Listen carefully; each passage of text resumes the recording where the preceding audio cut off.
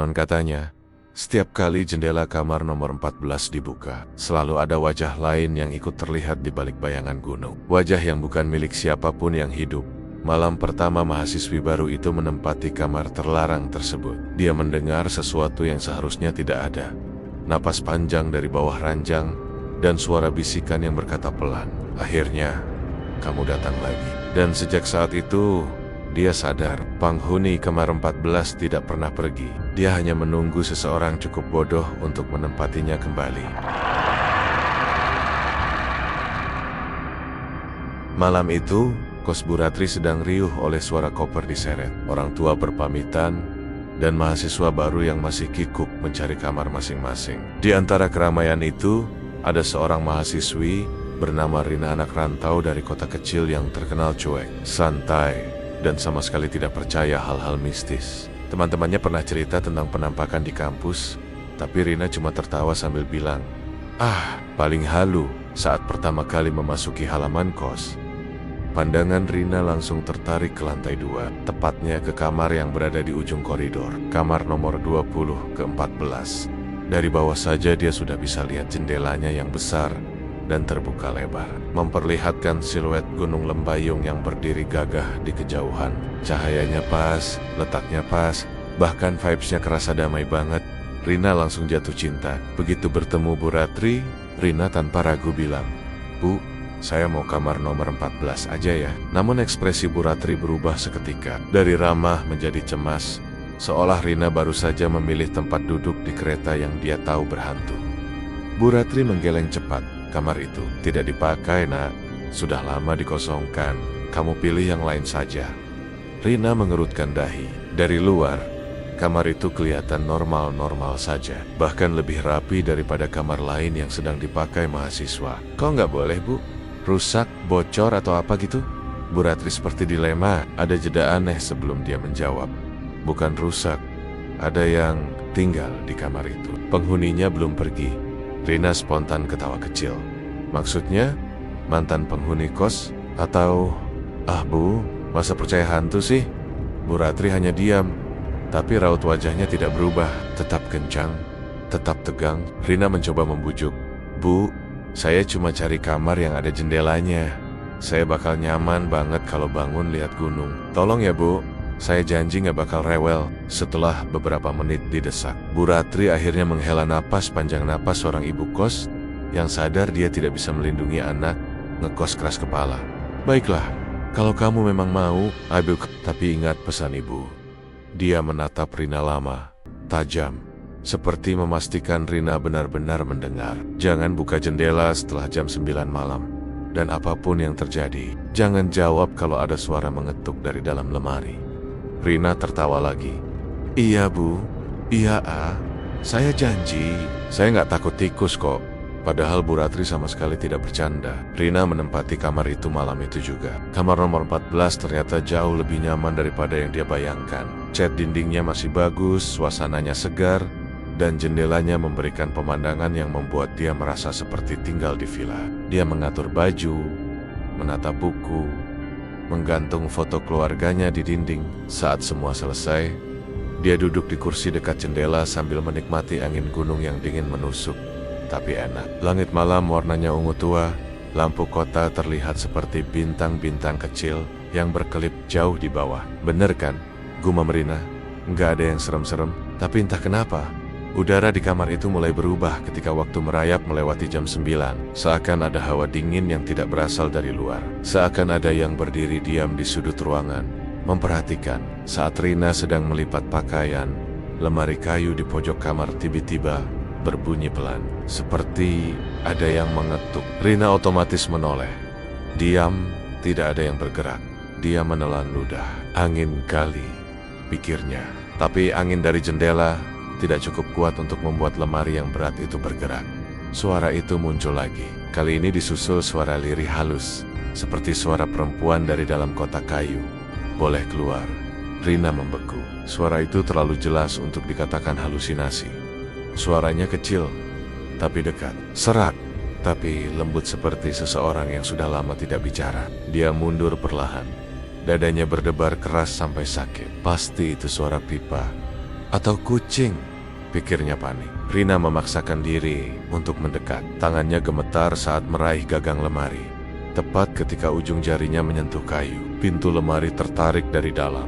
Bukan besar, hanya 1 sentimeter, tapi cukup untuk membuat Rina berteriak kecil dan jatuh terduduk. Dari celah sempit itu, keluar hembusan angin dingin yang baunya seperti tanah basah, bercampur parfum bunga yang layu. Rina langsung bangkit dan lari ke ranjang. Dia menarik selimut sampai menutupi kepala.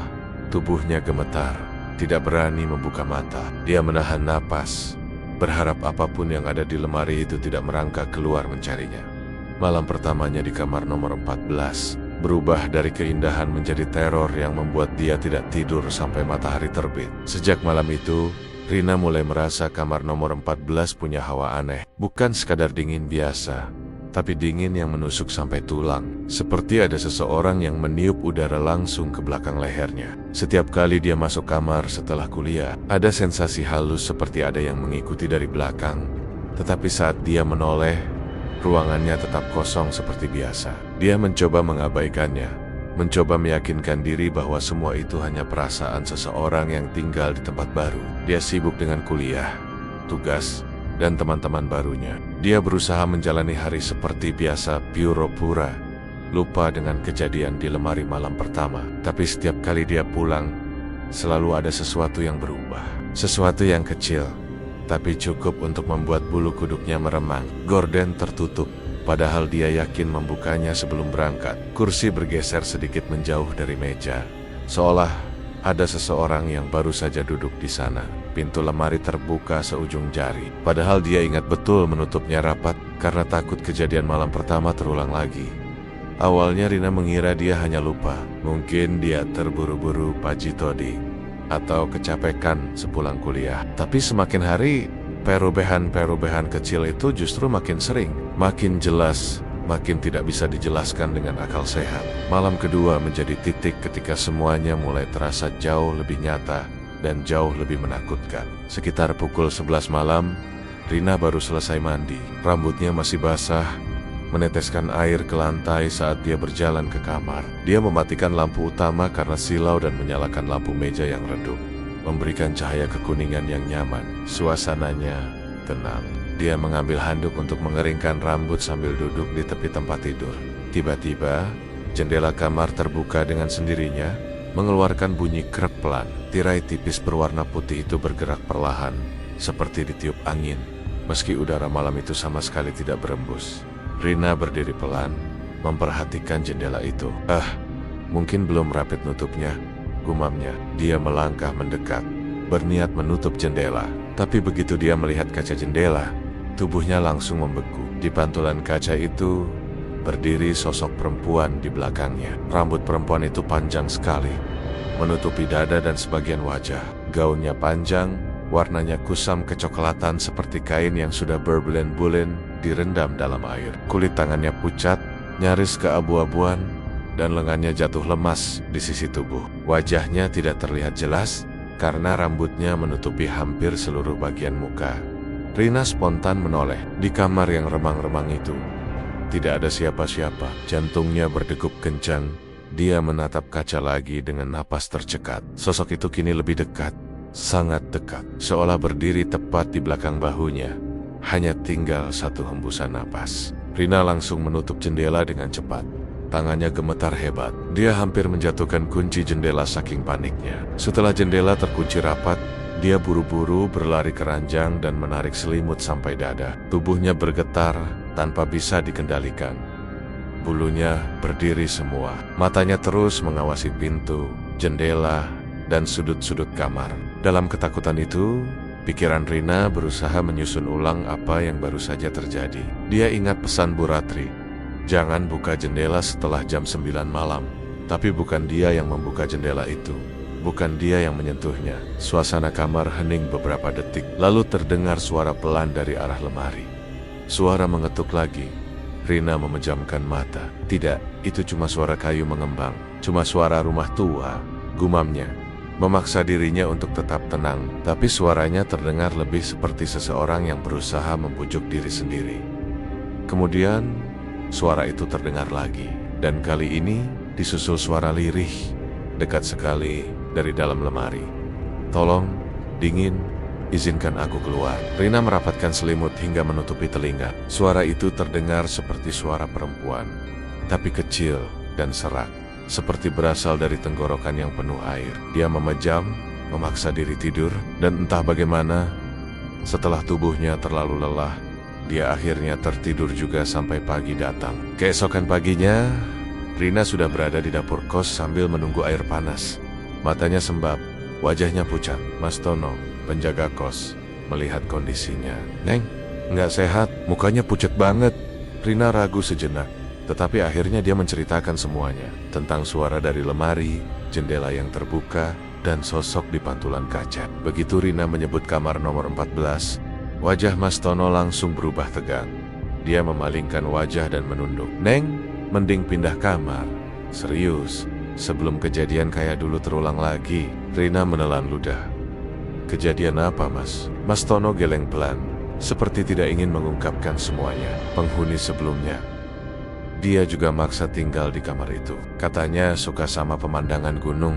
Tapi 3 minggu kemudian, dia ditemukan pingsan di depan lemari. Katanya ada yang ngajak dia keluar dari dalam. Setelah itu dia pindah. Sampai sekarang, katanya masih mimpi buruk soal kamar itu." Rina mulai menyesal, tapi dia sudah terlanjur membayar kos sebulan penuh. Dan dia memang suka dengan pemandangan gunung dari kamar itu. Dia mencoba meyakinkan diri bahwa mungkin semua itu hanya karena dia terlalu capek dan terlalu mudah panik. Tapi malam ketiga justru menjadi malam terburuknya. Sekitar pukul 1 dini hari, Rina terbangun karena mendengar suara langkah kaki di koridor. Suaranya pelan, menyeret, tapi jelas. Semakin lama semakin mendekat. Rina menahan napas. Suara langkah itu berhenti tepat di depan kamar nomor ke-14. Hening. Lalu terdengar suara seseorang menarik napas panjang dari balik pintu, seperti sedang mengendus sesuatu.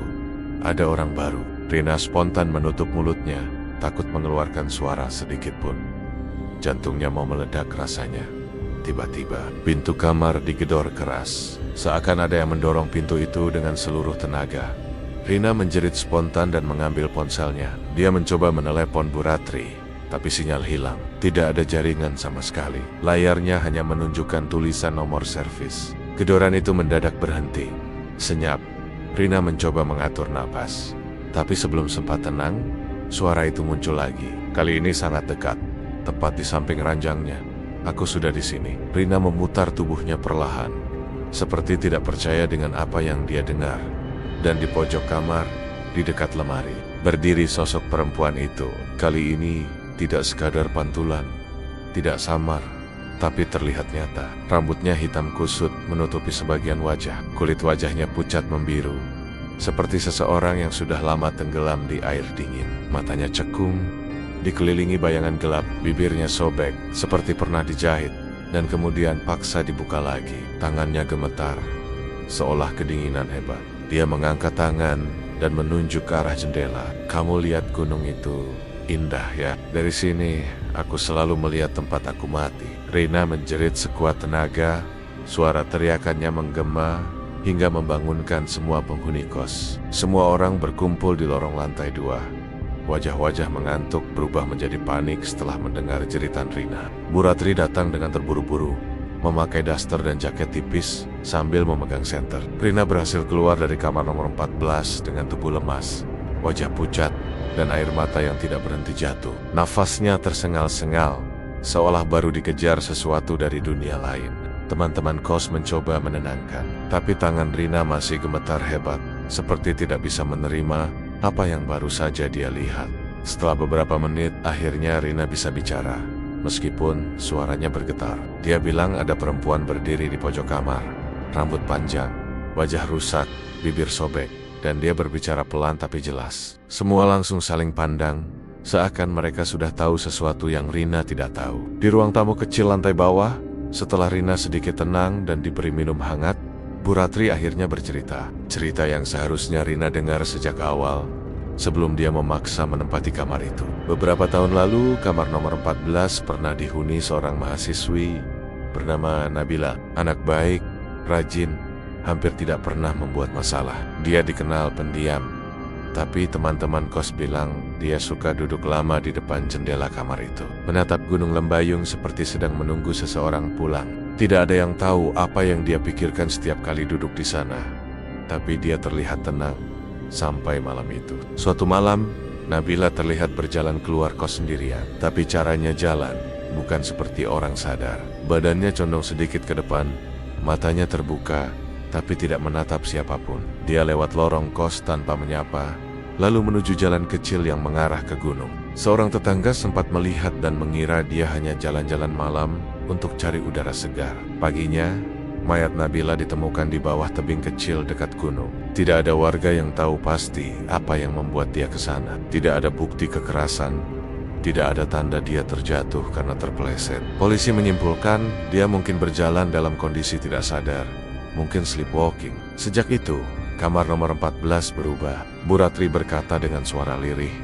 Setelah kejadian itu, kamar itu tidak pernah benar-benar kosong. Setiap tengah malam, ada suara jendela kebuka sendiri. Ada suara perempuan yang minta dikeluarkan dari lemari. Ada suara menangis pelan.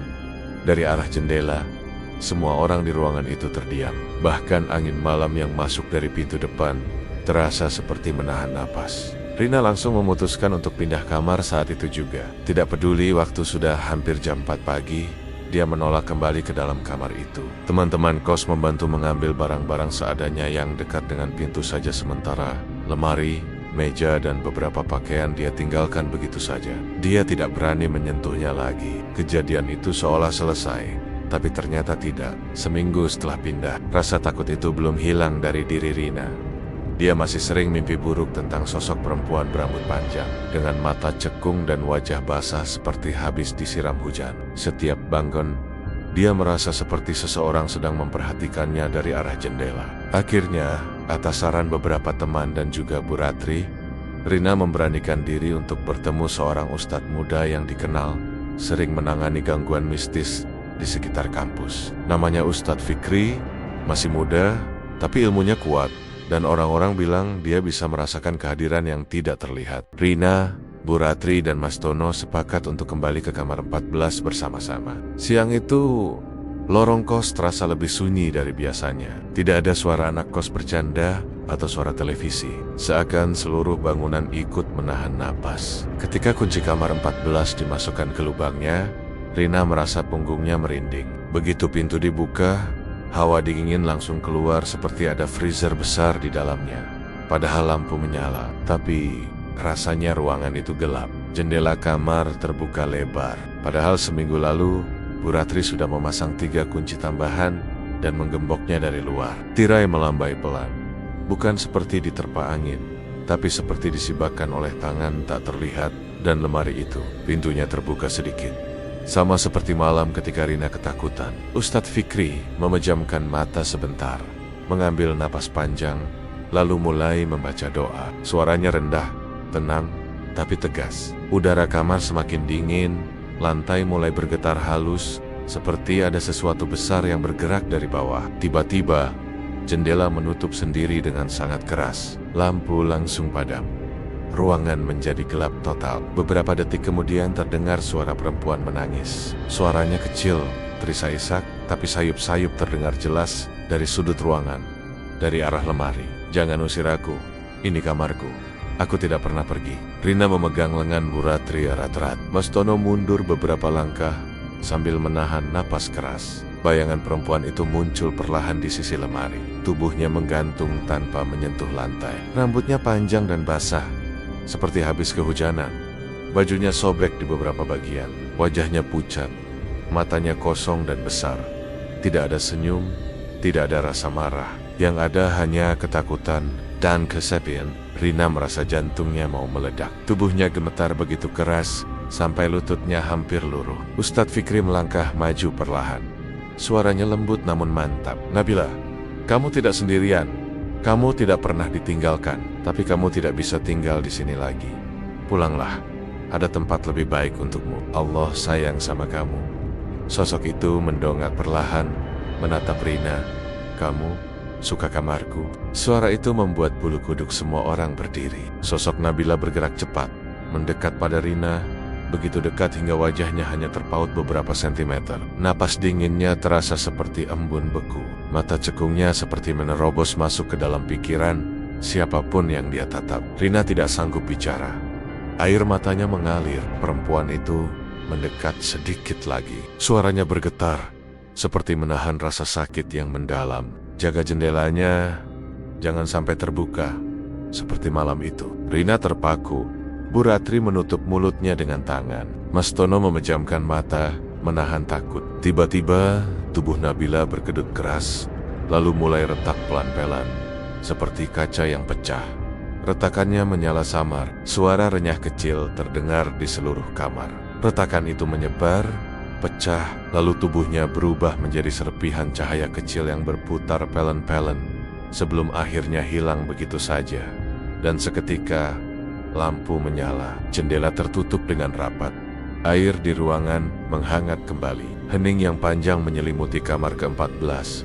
Ustadz Fikri mengatakan, pembersihan sudah selesai, tapi ruangan itu sudah terlalu lama menjadi tempat yang salah. Bu Ratri memutuskan menutup kamar itu selamanya. Tidak akan ada yang menempatinya lagi. Jendela dipaku rapat, pintu digembok, bahkan nomor kamar dilepas. Rina bertahan beberapa bulan lagi di kos itu sebelum akhirnya pindah. Dia bilang tidak sanggup tinggal dekat kamar itu. Meski sudah disegel, setiap kali lewat di depan pintunya, dia masih merasa seperti ada yang memperhatikan dari balik celah bawah pintu. Dan sampai hari ini, beberapa warga masih suka berbisik bahwa jika seseorang lewat tepat pukul 2 malam, kadang terdengar suara lembut mengetuk dari dalam lemari. Dan bisikan halus, boleh keluar?